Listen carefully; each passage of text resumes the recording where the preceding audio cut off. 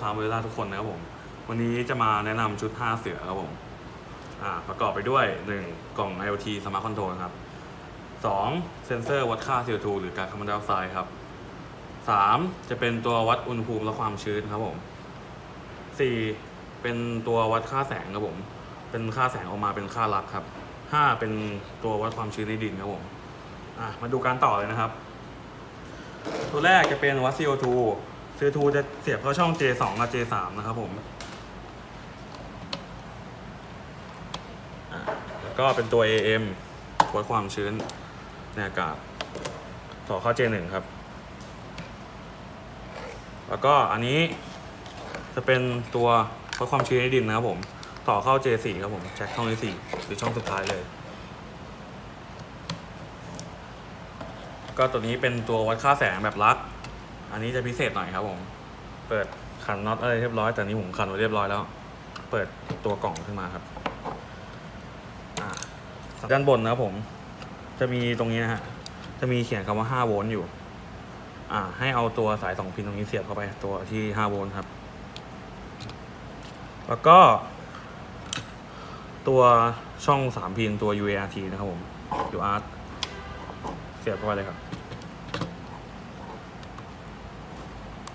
แล้วก็ปิดกลับเหมือนเดิมครับเท่านี้ครับ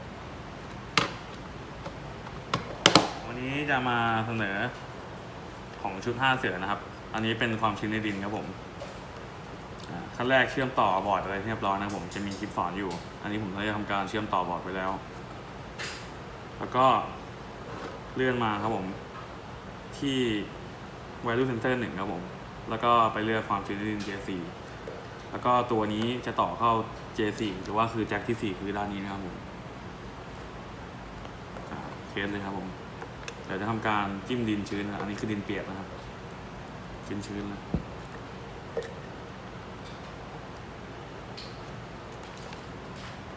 จิ้มลงไปครับรอสักครู่มาแล้วครับผมรวดเร็วทันใจอันนี้คือดินชื้นครับถ้าเกิดใครต้องการที่จะตั้งค่าให้แบบว่าดินมีความชื้นให้หยุดรดน้ำแล้วดินแห้งให้สั่งปั๊มน้ำรดน้ำนะครับผมก็มาเลือกตรงนี้เลือกสวิตช์ควบคุมครับผมอันนี้ผมจะเลือกเป็นสวิตช์ควบคุมด้าน1นะครับผมที่1นะฮะมีให้เลือกหลายอย่างครับผมมีทั้ง1 2แล้วก็ควบคุมทั้ง1และ2ครับผมแล้วก็มีหลายอย่างครับอันนี้ผมจะเลือกเป็นสวิตช์ที่1มาแล้วกันครับผมแล้วก็เงื่อนไขในการควบคุมมันต้องเป็นปิดเมื่อค่าควบคุมนั้นสูงเปิดเมื่อต่ำอันนี้ก็คือถ้าเกิดค่าควบคุมนั้นสูงคือเราลดน้ำให้ดินแบบว่าชุ่มชื้นพอแล้วมันจะปิดแล้วก็ถ้าเกิดมันค่าดินมันแห้งมันจะสั่งให้ปั๊มน้ำทำงานอีกรอบหนึ่งโอเคครับผมแล้วก็มาตั้งค่า high limit low limit ครับผมอันนี้ผมจะตั้งค่า high limit ก็คือที่จะให้ปั๊มน้ำหยุดทำงานก็คือ51แล้วก็ low limit ผมจะตั้งประมาณ30เลยนะครับครับผมอันนี้คือจะให้ทำงานอันนี้ผมจิ้มเป็นดินเปียกไว้อยู่นี่ฮะแล้วเดี๋ยวผมจะย้ายมาที่ดินแห้งรอสักครู่ครับ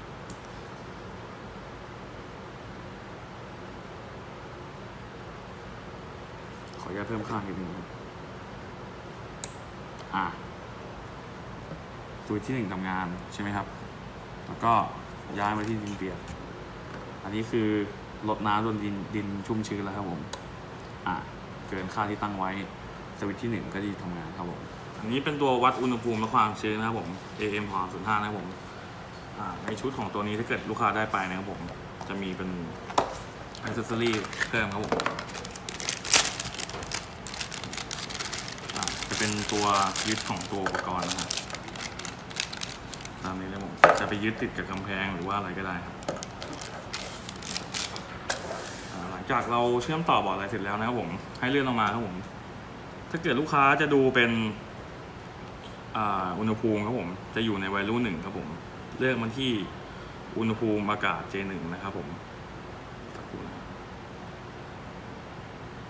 ผมแล้วก็ถ้าเกิดความชื้นจะอยู่ใน value 2เป็นความชื้นอากาศ J1 นะครับผม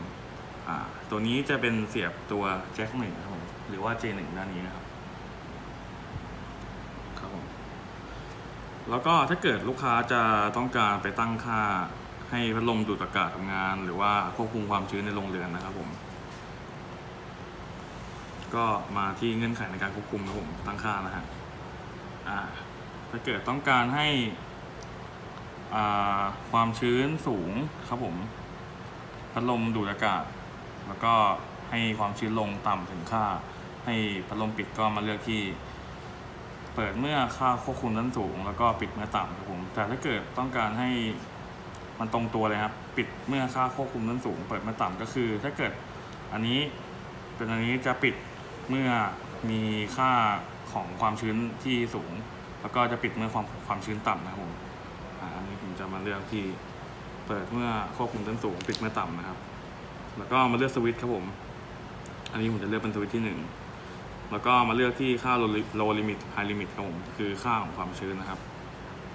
ต้องการควบคุมความชื้นเท่าไหร่ก็ตั้งไปครับผมอันนี้ผมจะเลือกไว้ประมาณสัก60-70สักครู่นะครับ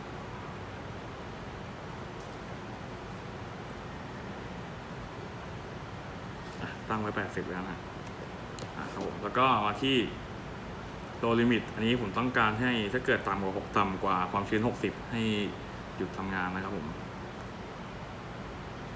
ก็กดตั้งไว้ครับ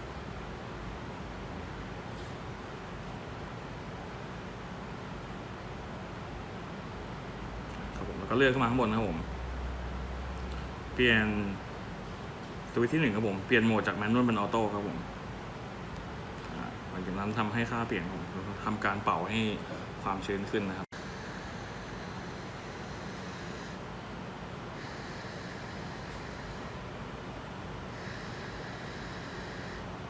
รอสักครู่ครับผมภายในช่องครับผมจะเป็นมีบอกอุณหภูมิด้วยนะครับ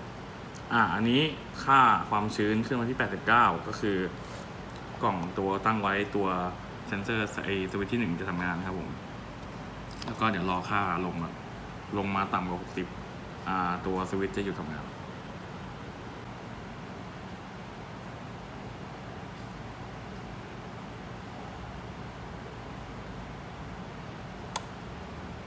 ครับผม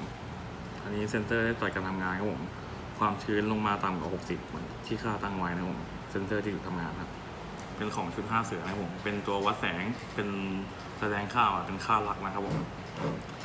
แล้วก็เหมือนเดิมครับเชื่อมต่อบอร์ดอะไรให้เรียบร้อยครับแล้วก็ตัวนี้จะเป็นไม่ใช่เสียบช่องแจ็คครับผมเสียบเป็นช่องไฟ5โวลต์นะครับแล้วก็3พินจะ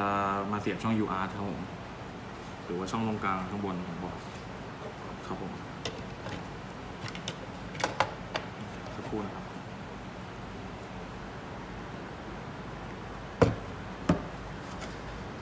ครับผมมาหลังจากเสียบอะไรเรียบร้อยนะครับผมเลื่อนมาข้างล่างครับผมมาที่ value sensor ที่4นะครับผมหรือเซนเซอร์แสดงค่าที่4นะครับผมมาเลือกที่ความเข้มแสง plug UR นะครับผมหลังจากนั้นมันจะขึ้นเป็นค่าแสงขึ้นมา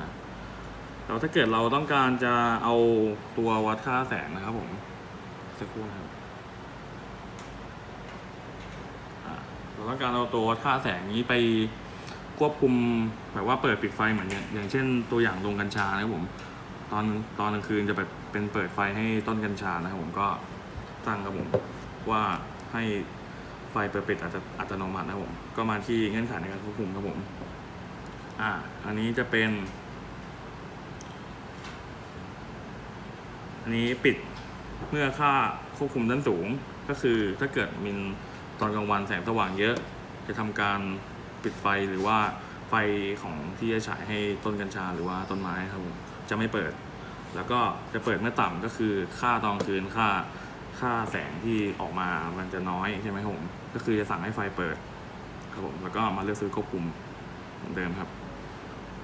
แล้วแต่เราจะเลือกนะครับว่าเราต่อซื้อควบคุมช่องไหนไว้แล้วก็มาเลือกที่ค่า high limit low limit เหมือนเดิมครับผมเป็น high limit จะเป็นค่าด้านสูงก็คือสูงเท่าไหร่ถึงจะปิด ปิดไฟนะครับผมแล้วก็โลลิมิตก็คือต่ำเท่าไหร่ไฟถึงจะเปิด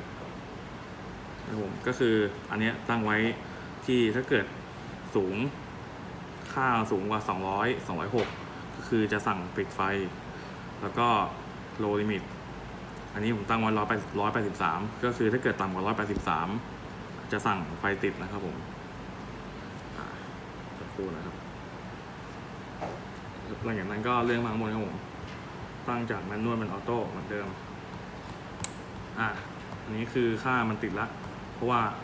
ค่าแสงมันอยู่ที่167แล้วผมตั้งค่าโลไว้ที่183เดี๋ยววันนี้ผมจะมาตั้งเอาไฟฉายฉายนะผมให้ค่ามันเพิ่มขึ้นครับผมอันนี้ค่าขึ้นมาที่900กว่าครับผมสังเกตได้ว่าสวิตช์ที่ติดตะกี้จะดับไปครับผมแล้วเมื่อปิดแสงออกค่าค่อยๆลงครับผมแล้วก็จะกลับมาติดอีกรอบครับผมตอนนี้ครับนี่จะมานำเสนอเป็นชุดของตัว5เสือตัวสุดท้ายครับผมเป็นตัววัด CO2 ครับผมหรือว่าก๊าซคาร์บอนไดออกไซด์ครับผมเซ็นเซอร์ตัวนี้จะต่อเป็นแจ็ค J2 กับ J3 นะครับผมหรือว่าแจ็ค2กับแจ็ค3นะครับหลังจากเชื่อมต่อเรียบร้อยเหมือนเดิมมาที่ value sensor 3ครับผมเลือกไปที่วัดค่าก๊าซ CO2 J2 และ J3 ครับผมหลังจากนั้นรอค่าขึ้นนะครับผมถ้าเกิดลูกค้าต้องการไปควบคุมก๊าซคาร์บอนไดออกไซด์ก็เช่นเคยครับผมเงื่อนไขในการควบคุมเปิดเมื่อค่าควบคุมต้นสูงปิดเมื่อต่ำอันนี้ก็คือถ้าเกิดคาร์บอนไดออกไซด์สูงเราต่อพัดลมไว้ก็คือพัดลมจะทำงานแต่ถ้าเกิดค่าลงมาต่ำกว่าที่เราตั้งไว้พัดลมก็จะปิดอันนี้ก็เลือกไปครับผมแล้วก็มาเลือกสวิตช์เหมือนเดิมก็คือรีเลย์1กับรีเลย์2ครับผมแล้วก็มาที่ High Limit High Limit ผมจะตั้งไว้ที่ถ้าเกิดค่าเกิน 1,000 ตั้งให้สวิตช์ที่1ทำงานแล้วก็ถ้าเกิด Low Limit ต่ำกว่า800ก็คือจะให้สวิตช์1หยุดทำงานครับผมอันนี้ผมจะทำการหายใจลดตัวเซ็นเซอร์นะครับ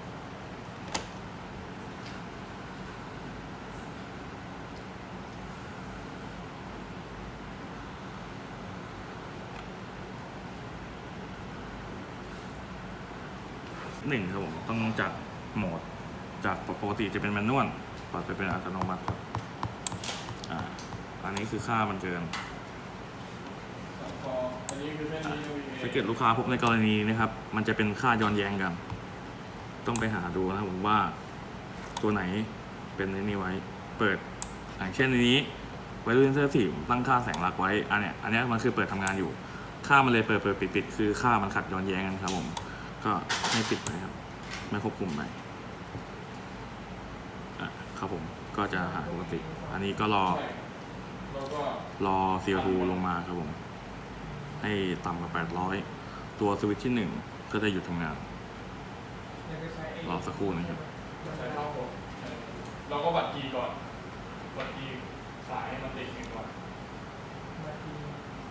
สักครู่นะครับ แล้วก็ค่าจะค่อยๆลงมาครับผมอันนี้ค่าตกมาทีอยู่ที่เหลือ 1,100 นะครับ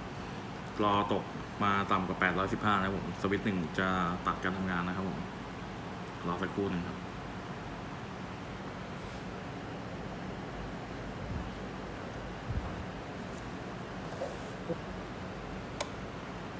ครับผมต่ำกว่า800นะครับสวิตช์1ตัดออกครับผมโอเคครับเท่านี้ครับ